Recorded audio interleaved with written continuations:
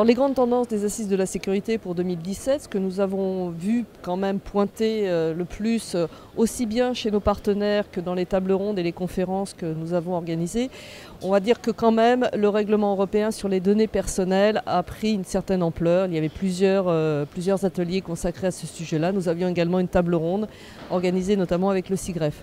Ça c'est un des grands sujets. L'autre grand sujet qu'on a vu poindre également, c'est l'intelligence artificielle, un petit peu sous toutes ses formes.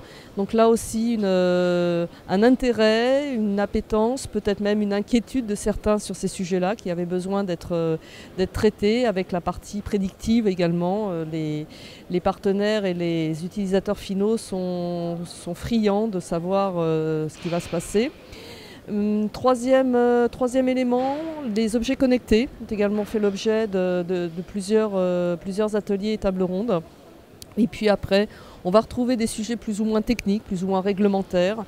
Donc un ensemble, je pense qu'on couvre assez bien toutes les problématiques de cybersécurité, de sécurité des systèmes d'information que se posent aujourd'hui les entreprises, d'une façon générale, donc entreprises privées et entreprises publiques.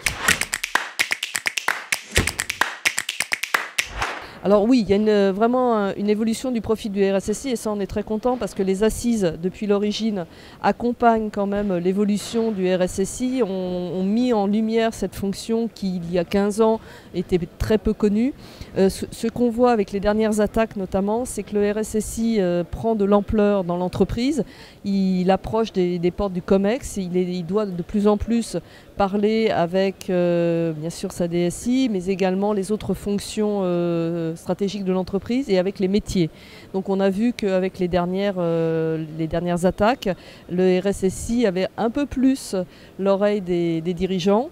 Et c'est vrai, comme disaient certains intervenants, notamment Guillaume Poupard, quand vous perdez 100 ou 200 millions dans une entreprise, on commence à vous écouter.